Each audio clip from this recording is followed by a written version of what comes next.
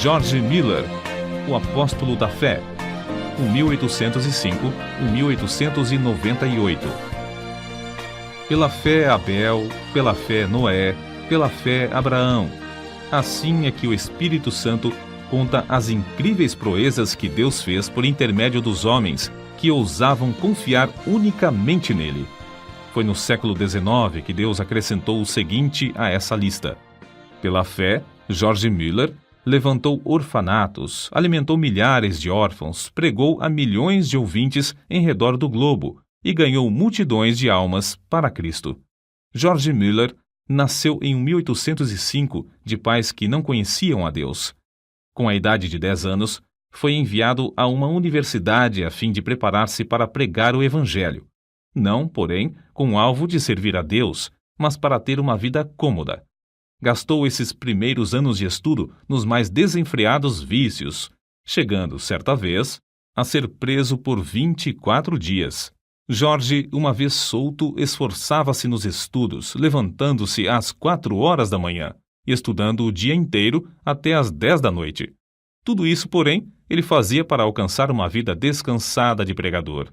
Aos 20 anos de idade, contudo, houve uma completa transformação na vida desse moço.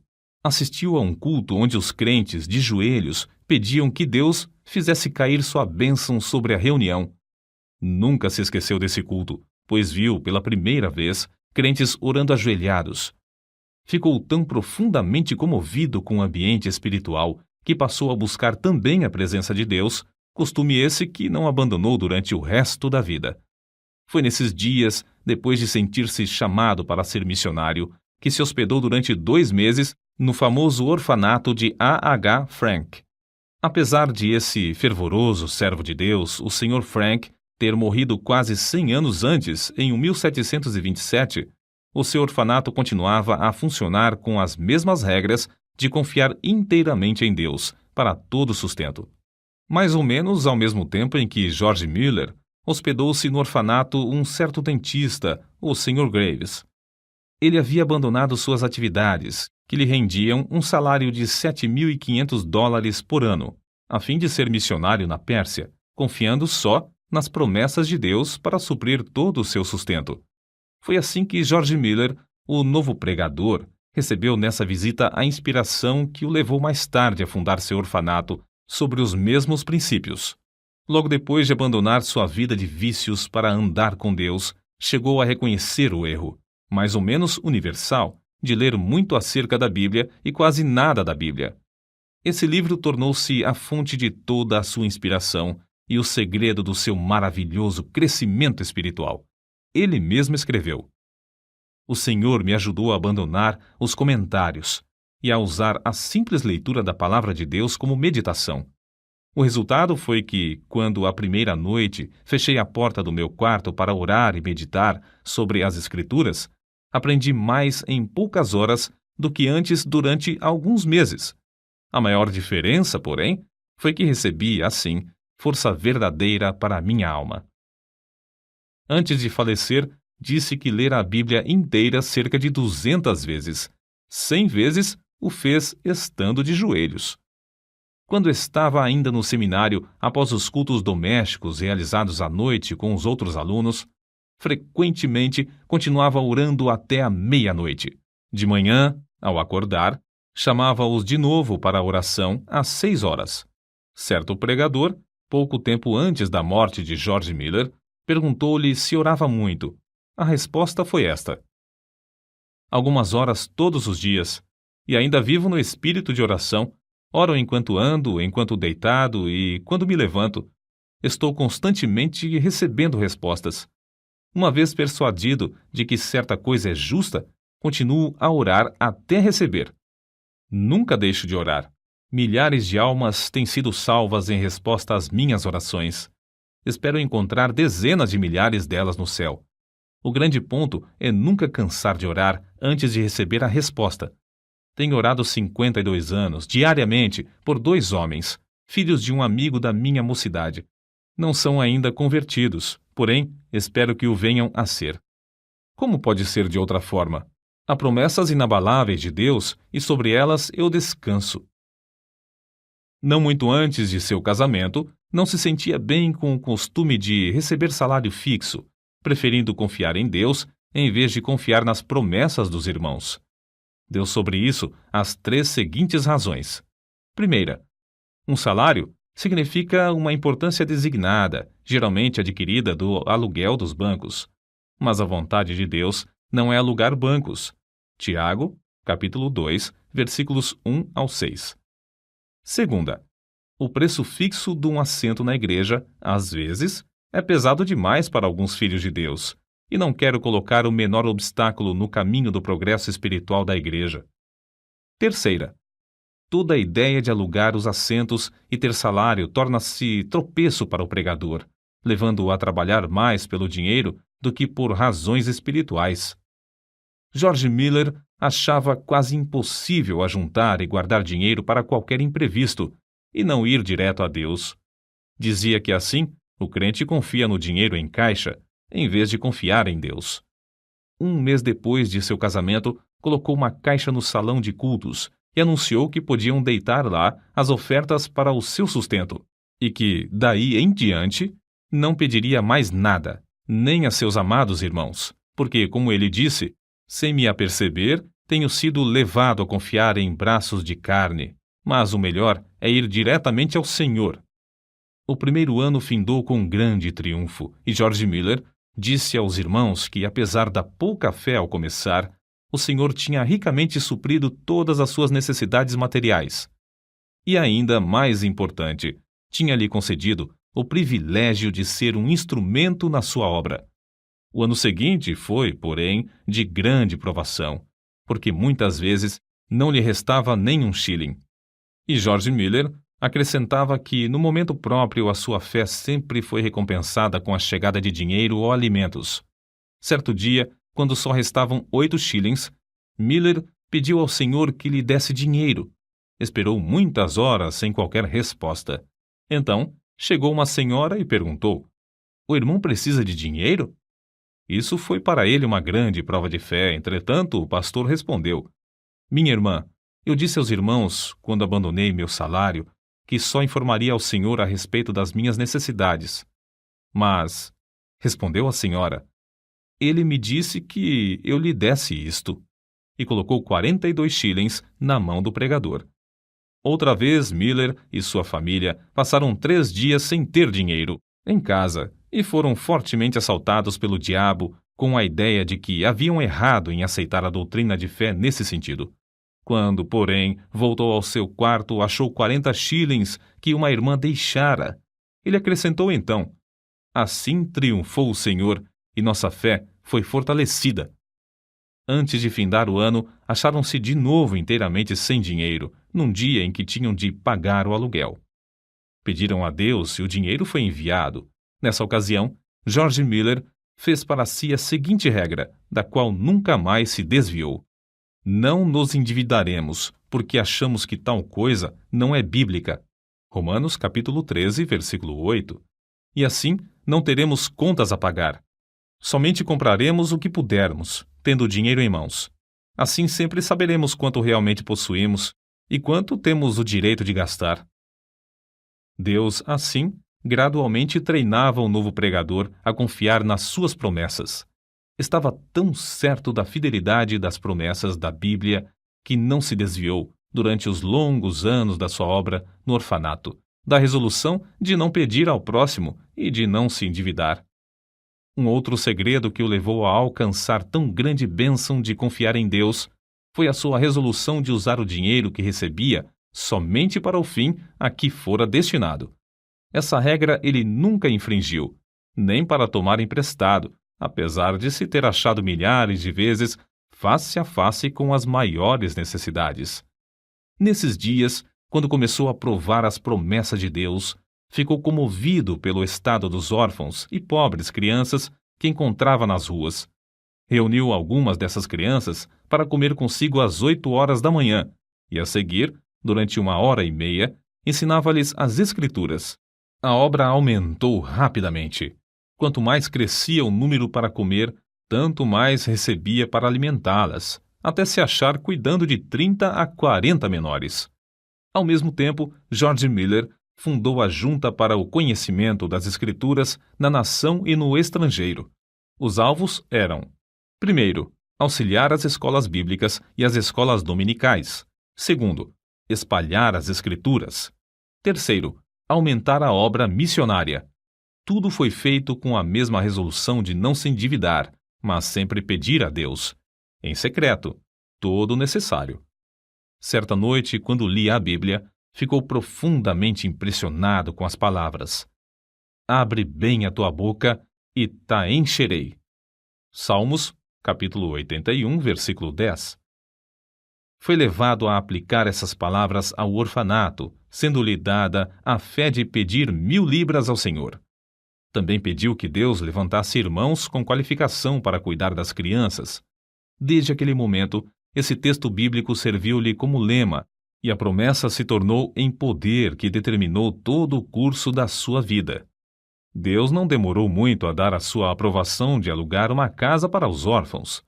Foi apenas 2 dias depois de começar a pedir que ele escreveu no seu diário: hoje recebi o primeiro shilling para a Casa dos Órfãos. 4 dias depois, foi recebida a primeira contribuição de móveis, um guarda-roupa. Além disso, uma irmã ofereceu seus serviços para cuidar dos órfãos. Naquele dia, George Miller escreveu que estava alegre no Senhor e confiante em que ele ia completar tudo. No dia seguinte, George Miller recebeu uma carta com estas palavras: oferecemo-nos para o serviço do orfanato se o irmão achar que temos as qualificações. Oferecemos também todos os móveis, etc., que o Senhor nos tem dado. Faremos tudo isso sem qualquer salário, crendo que, se for a vontade do Senhor usar-nos, Ele suprirá todas as nossas necessidades. Desde aquele dia, nunca faltaram no orfanato auxiliares alegres e devotados, apesar de a obra aumentar mais depressa do que George Miller esperava. 3 meses depois, finalmente conseguiu alugar uma grande casa e anunciou a data da inauguração do orfanato para o sexo feminino. No dia da inauguração, porém, ficou desapontado. Nenhuma órfã foi recebida. Somente depois de chegar à casa é que se lembrou de que não as tinha pedido. Naquela noite humilhou-se, rogando a Deus o que anelava. Ganhou a vitória de novo, pois veio uma órfã no dia seguinte. 42 pediram entrada antes de findar o mês, sendo que já havia 26 no orfanato. Durante o ano, houve grandes e repetidas provas de fé. Aparece, por exemplo, no seu diário: sentindo grande necessidade ontem de manhã, fui dirigido a pedir com insistência a Deus, e em resposta, à tarde, um irmão deu-me 10 libras. Muitos anos antes da sua morte, afirmou que até aquela data tinha recebido, da mesma forma, 5.000 vezes a resposta, sempre no mesmo dia em que fazia o pedido. Era seu costume, e recomendava também aos irmãos, manter um livro onde, numa página, assentava seu pedido com a data em que fora feito, e no lado oposto, a data em que recebera a resposta. Dessa maneira, foi levado a desejar respostas concretas aos seus pedidos, sem que houvesse dúvida acerca dessas respostas. Com o aumento do orfanato e do serviço de pastorear os 400 membros de sua igreja, George Miller achou-se demasiadamente ocupado para orar. Foi nesse mesmo tempo que chegou a reconhecer que o crente podia fazer mais em 4 horas, depois de uma em oração, do que em 5 sem oração. Essa regra ele a observou fielmente durante 60 anos. Quando alugou a segunda casa para os órfãos do sexo masculino, disse: ao orar, estava lembrado de que pedia a Deus o que parecia impossível receber dos irmãos, mas que não era demasiado para o Senhor conceder. Ele orava com 90 pessoas sentadas às mesas. Senhor, olha para as necessidades de teu servo. Essa foi uma oração a que Deus abundantemente respondeu. Antes de morrer, testificou que, pela fé, alimentava 2.000 órfãos, sendo que nenhuma refeição se fez com atraso de mais de 30 minutos. Muitas pessoas perguntavam a George Miller como ele conseguia saber a vontade de Deus, pois não fazia nada sem primeiro ter a certeza de que era da vontade do Senhor. Ele respondia: Procuro manter o coração em tal estado que ele não tenha qualquer vontade própria no caso. De 10 problemas, já temos a solução de 9, quando conseguimos ter um coração entregue para fazer a vontade do Senhor, seja essa qual for. Quando chegamos verdadeiramente a tal ponto, estamos quase sempre perto de saber qual é a sua vontade. Tenho o coração entregue para fazer a vontade do Senhor. Não deixo o resultado ao mero sentimento ou a uma simples impressão. Se o faço, fico sujeito a grandes enganos. Procuro a vontade do Espírito de Deus por meio da sua palavra. É essencial que o Espírito e a palavra acompanhem um ao outro. Se eu olhar para o Espírito sem a palavra, fico sujeito também a grandes ilusões. Depois, considero as circunstâncias providenciais. Essas, ao lado da palavra de Deus e do seu Espírito, indicam claramente a sua vontade. Peço a Deus em oração que me revele a sua própria vontade. Assim, depois de orar a Deus, estudar a palavra e refletir, chego à melhor resolução deliberada que posso com a minha capacidade e conhecimento. Se eu continuar a sentir paz, no caso, depois de 2 ou 3 petições mais, sigo conforme essa direção. Nos casos mínimos e nas transações de maior responsabilidade, sempre acho esse método eficiente. George Miller, 3 anos antes da sua morte, escreveu: Não me lembro em toda a minha vida de crente, num período de 69 anos, de que eu jamais buscasse, sinceramente e com paciência, saber a vontade de Deus pelo ensinamento do Espírito Santo por intermédio da palavra de Deus, e que não fosse guiado certo. Se me faltava, porém, sinceridade de coração e pureza perante Deus, ou se eu não olhava para Deus com paciência pela direção, ou se eu preferia o conselho do próximo ao da palavra do Deus vivo, então errava gravemente. Grifo do autor. Sua confiança no pai dos órfãos era tal que nenhuma só vez recusou-se a aceitar crianças no orfanato. Quando lhe perguntavam por que assumira o encargo do orfanato, respondia que não fora apenas para alimentar os órfãos material e espiritualmente, mas o primeiro objetivo básico do orfanato era, afirmava, e ainda é, que Deus seja magnificado pelo fato de que os órfãos, sob os meus cuidados, foram e estão sendo supridos de todo o necessário, somente por oração e fé, sem que eu, nem meus companheiros de trabalho, precisemos pedir ao próximo. Por isso mesmo se pode ver que Deus continua fiel e ainda responde às nossas orações. Em resposta a muitos que queriam saber como o crente pode adquirir tão grande fé, deu as seguintes regras. Primeira, lendo a Bíblia e meditando sobre o texto lido, chega-se a conhecer a Deus por meio de oração. Segunda, procurar manter um coração íntegro e uma boa consciência. Terceira, se desejamos que a nossa fé cresça, não devemos evitar aquilo que a prove e por meio do qual ela seja fortalecida. Ainda mais um ponto. Para que a nossa fé se fortaleça, é necessário que deixemos Deus agir por nós ao chegar a hora da provação, e não procurar a nossa própria libertação. Se o crente desejar grande fé, deve dar tempo para Deus trabalhar. Os 5 prédios construídos de pedras lavradas e situados em Ashley Hill, Bristol, Inglaterra, com 1.700 janelas e lugar para acomodar mais de 2.000 pessoas, são testemunhas atuais dessa grande fé sobre a qual ele escreveu. Cada uma dessas dádivas, devemos nos lembrar, George Miller lutou com Deus em oração para obter. Orou com alvo certo e com perseverança, e Deus lhe respondeu. São de George Miller essas palavras. Muitas repetidas vezes tenho me encontrado em posição muito difícil, não só com 2.000 pessoas comendo diariamente às mesas, mas também com a obrigação de atender a todas as demais despesas, estando a nossa caixa com os fundos esgotados. Havia ainda 189 missionários para sustentar, cerca de 100 colégios com mais ou menos 9.000 alunos, além de 4 milhões de tratados para distribuir, tudo sob nossa responsabilidade, sem que houvesse dinheiro em caixa para as despesas. Certa vez o Dr. A.T. Pierson foi hóspede de George Miller no seu orfanato. Uma noite, depois que todos se deitaram, George Miller o chamou para orar, dizendo que não havia coisa alguma em casa para comer. O Dr. Pierson quis lembrar-lhe que o comércio estava fechado, mas George Miller bem sabia disso. Depois da oração, deitaram-se, dormiram e, ao amanhecer, a alimentação já estava suprida e em abundância para 2.000 crianças.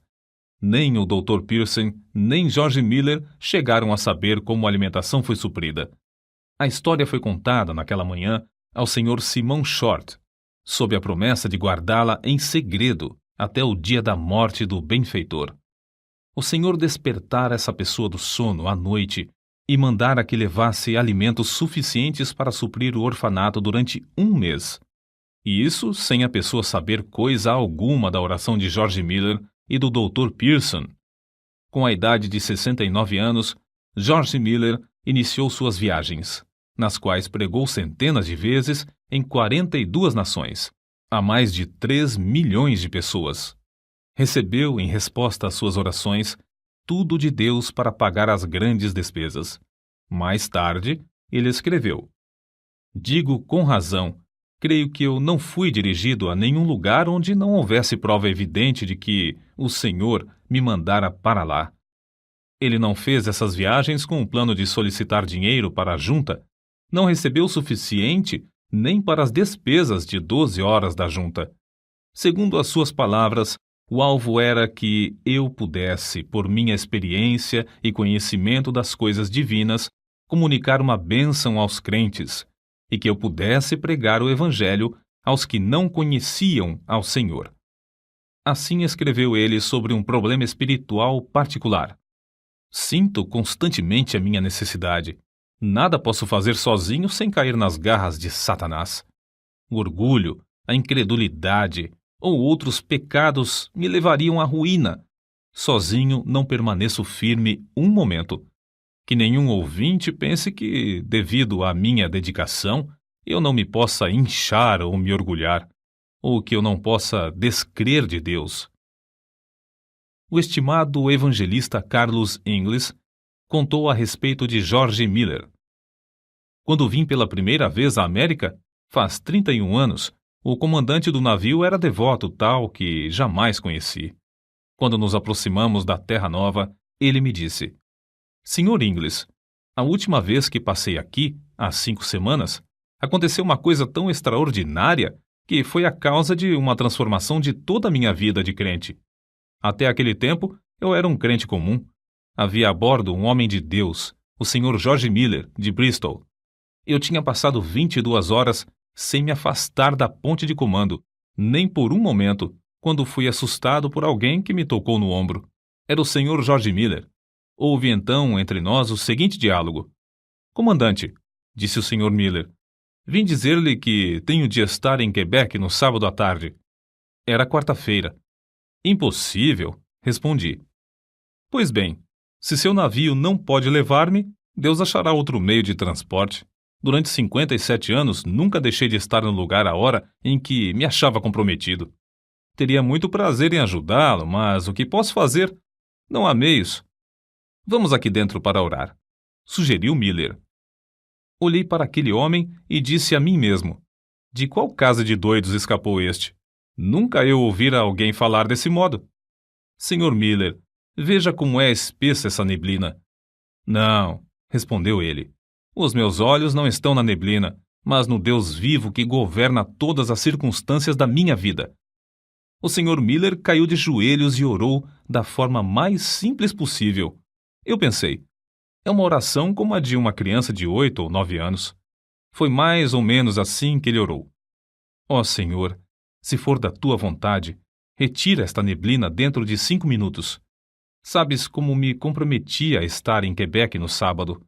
Creio ser isto a tua vontade. Quando findou, eu queria orar também, mas o Sr. Miller pôs a sua mão no meu ombro e pediu que não o fizesse, dizendo: Comandante, primeiro, o senhor não crê que Deus faça isso, e, em segundo lugar, eu creio que ele já o fez. Não há, pois, qualquer necessidade de o senhor orar nesse sentido. Conheço, comandante, o meu senhor há 57 anos, e não há dia em que eu não tenha audiência com ele. Levante-se, por favor. Abra a porta e verá que a neblina já desapareceu. Levantei-me, olhei, e a neblina havia desaparecido. No sábado à tarde, George Miller estava em Quebec. Para ajudá-lo a levar a carga dos orfanatos e apropriar-se das promessas de Deus em oração, lado a lado com ele, George Miller tinha consigo, havia quase 40 anos, uma esposa sempre fiel. Quando ela faleceu, milhares de pessoas assistiram ao seu enterro, das quais cerca de 1.200 eram órfãs. Ele mesmo, fortalecido pelo Senhor, conforme confessou, dirigiu os cultos fúnebres no templo e no cemitério. Com a idade de 90 anos, pregou o sermão fúnebre da segunda esposa, como fizera na morte da primeira. Uma pessoa que assistiu a esse enterro assim se expressou: tive o privilégio, sexta-feira, de assistir ao enterro da senhora Miller e presenciar um culto simples, que foi, talvez pelas suas peculiaridades, o único na história do mundo. Um venerável patriarca preside o culto do início ao fim. Com a idade de 90 anos, permanece ainda cheio daquela grande fé que o tem habilitado a alcançar tanto e que o tem sustentado em emergência, problemas e trabalhos de uma longa vida.